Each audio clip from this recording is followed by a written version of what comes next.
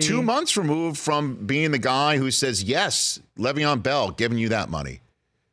Right. And we were all talking about how it was a good contract for the Jets at the time based on, what Le'Veon Bell was expecting or what he was holding out for.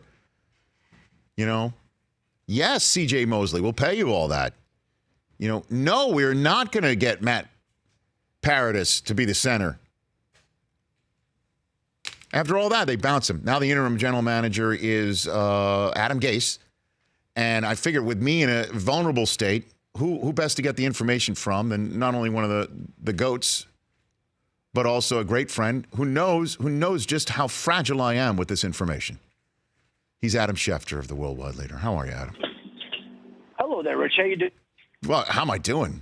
Rich, rough 24 hours. Rough 24 hours. Very rough. Well, I mean, and again, you want to go back 48 hours, Beilein going to the state of Ohio. That one left a mark, too, Adam. And by the way, how's that working out so far for him? Well, I mean, I thought for a split second he might wind up with Zion, but Brockman knows how much I love Beilein.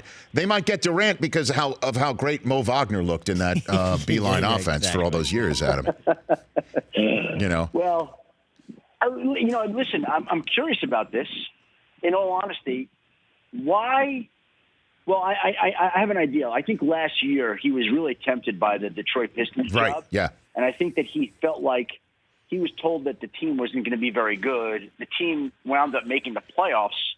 And I think there was a part of him that was longing for that job. And I found out at the NFL draft, oddly enough, Rich, that John was in play. Coach Beilein was in play for that Cavaliers job. And it wound up coming down when it did. But I wonder now, knowing what I did, why he just didn't wait till after the lottery so he can make a full and complete decision. But I think, honestly, it ties back to a certain extent to last year and the fact that he considered, and I think he lamented that he didn't take that Detroit Pistons job. Now, so what are you hearing about Beilein's successor? I mean, is it Juwan Howard, you think, Adam? I mean, what are you hearing, if you're hearing anything about that? I honestly have not heard anything on that right now, Rich. Right. I don't know the answer.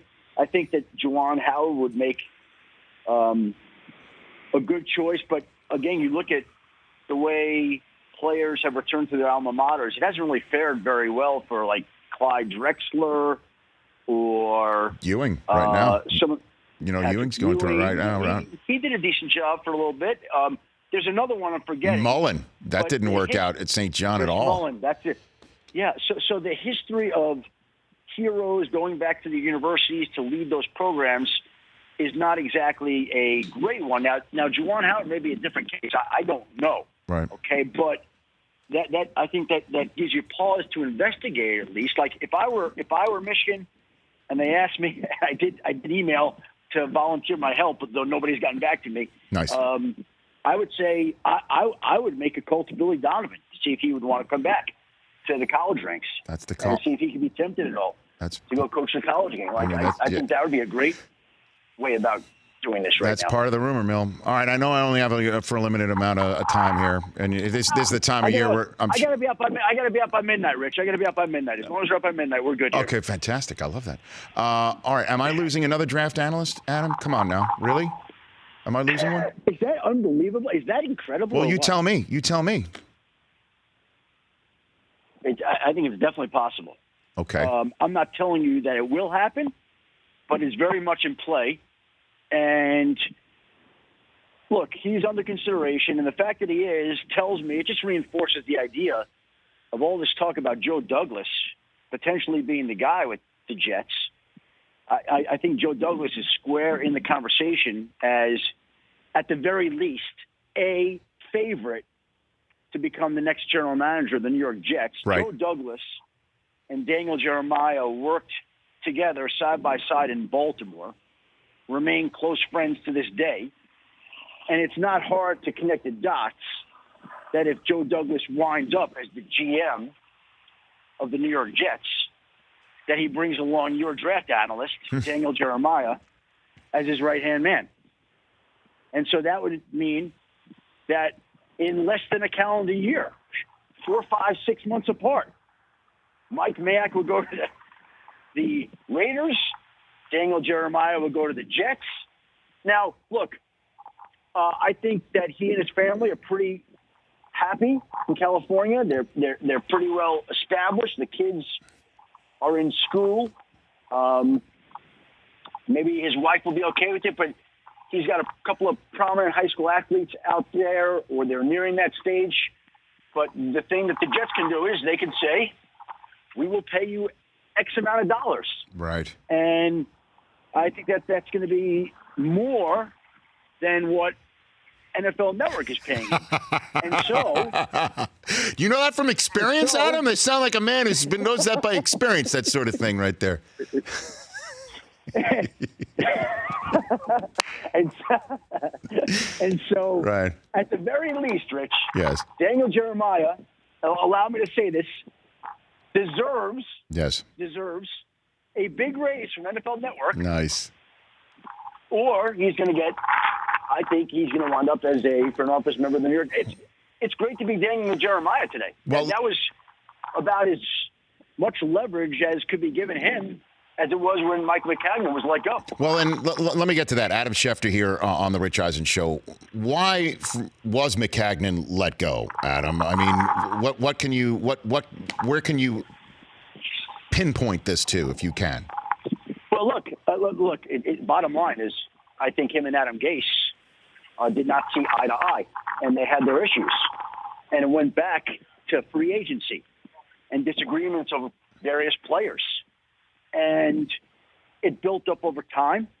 And I think everybody had heard the speculation, even on Friday. Adam Gase was asked to address it, and he dismissed it and basically said he was angry about the fact that it had even come out or come up. But obviously there was something to it. Now, I think most people around the league, Rich, all thought that it was going to be difficult for Mike McCagnon to hold on to his job. But I think that everybody is surprised that the axe fell on May 15th. Like, that's strange.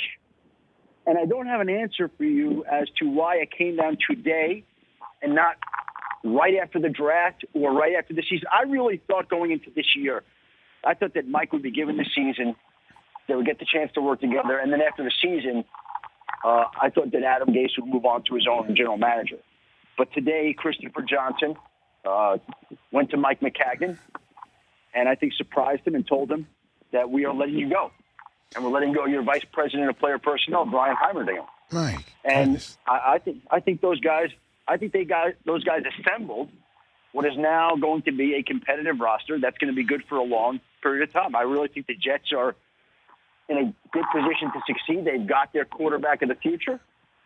They've got some foundational pieces. They've got some pretty good players. Like, they're a pretty good team right now. No, I know that, Adam. My concern, if I just take the Jet hat and put it on for a second, is that of all the conversations that have been bandied about on Twitter today and from other information sources, that the issue that might have been the thorniest between McCagnon and Gase from the free agent front was the cost of Le'Veon Bell.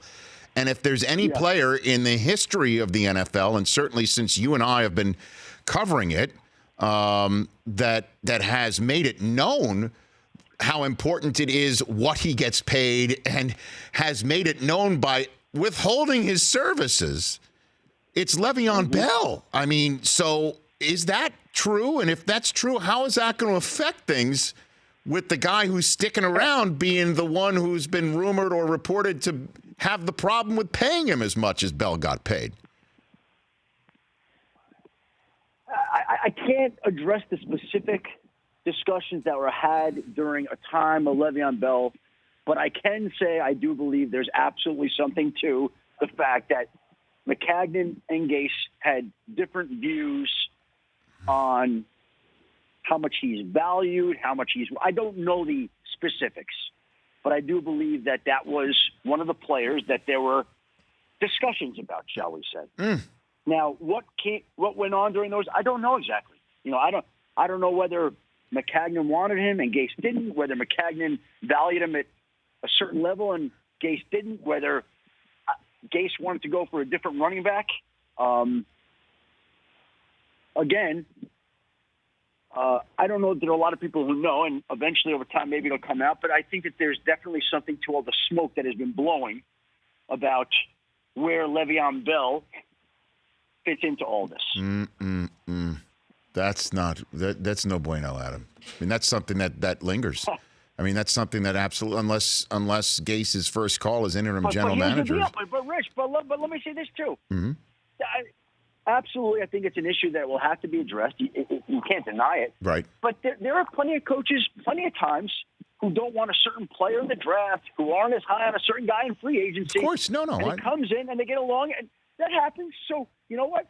I mean, if I'm Adam Gase, I sit down with Le'Veon Bell and I say, hey, I had interest in you. This guy wanted you more. But listen, I'm fired up you're here. We're going to have a great year together. And you go from there. Right? If Le'Veon Bell plays like Le'Veon Bell, I guarantee you him and Adam Gase are going to get along just fine. I would think that is the truth, but we're talking about money. It's not about draft choice or positioning, and I know that's private. We're talking about money. All right, so what's the time frame on all this, best you can tell, do you think, for the Jets? Adam Gase is now the interim GM. Yep. And I guess I'd be curious to know who would succeed Daniel Jeremiah at NFL Network, because then he would become the number one targeted general manager candidate for next year. Nice. Nice. Who becomes the number one guy without Daniel Jeremiah? I don't want to talk about it, Adam. How about that? How about let's put a pin in that conversation and we'll revisit. How about that? I don't want to. You don't want to answer my questions. Okay, well, no, I can't. You're how about it? I would give it. I'd infuse it with it's possible. I don't know. I mean, I could do that too. But I mean, I'll just say I want to move on. I want to move on to Cincinnati. When it comes down to that. Next question. Well, just next. Honestly, I don't know. I have no idea, and I don't know if DJ would want it or he would, or I don't want to speculate about a colleague like that on the air. But I will say this, and him, he's a dynamite, wonderful human being on the planet. And if that's what he wants to do, and this is the sort of thing that his family would do, then bless him. Go do it and try and win it. I mean, you win a championship for New York City with the Jets. I mean, that's an all-timer. That's it. That's a mic drop if you're able to do that. Yeah, well, and Rich, like I said, and I really mean this. Jokes aside, Daniel Jeremiah is in a great position because either the NFL Network is going to step up and pay him a lot more money, or he's going to wind up leaving, I think, to go join the Jets staff. So good for Daniel Jeremiah. He's going to get paid his value and his worth, as it should be. Right. I'm all for that. And so I don't know what he and his family will decide. I don't know that ultimately the guy the Jets hire as the GM is going to, wind up wanting him or not. But it certainly sounds like, I'll say this, it's very much in the discussion, which tells you that Joe Douglas is very much in the discussion. And so, again, we'll see how that sorts itself out for Daniel Jeremiah. In terms of the timing that you asked about, look, it's not like you've got to go rush to go hire somebody. You're past the draft. You're in the offseason. There's only one team with a general manager vacancy right now. That's the New York Jets. So they can take their time doing this, but it's not something I think that you'd want to have just lingering out there. I don't think you want Adam Gase going into training camp as the head coach and the interim GM. So I would tell you that they want to get this cleaned up in the next few weeks, something to that effect. Right. And you want to go through and interview people and talk to candidates. And again, I think the league-wide assumption is that Joe Douglas is the presumed favorite for the job. And I think you'll hear some other names come up like Adam Peters in San Francisco. But it certainly sounds like it's Joe Douglas's job to lose.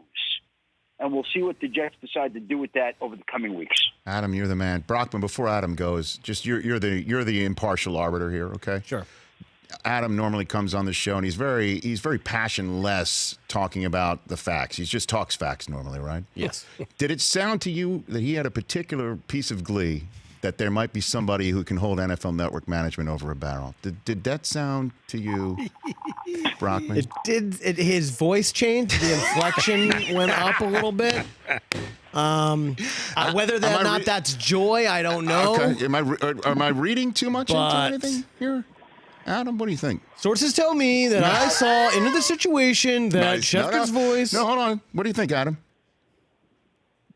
Rich, I just try to call him like I see him, and I wish the NFL Network the best of luck with that scenario. I love you, Adam Schefter, with every fiber of my being, sir. Thank you. Love you too, Rich. Right back at Appreciate you. You got it. Thanks for the time. That's Adam Schefter. For more of The Rich Eisen Show, tune to Audience Channel 239 on DirecTV for free on BR Live or download the Rich Eisen Show app.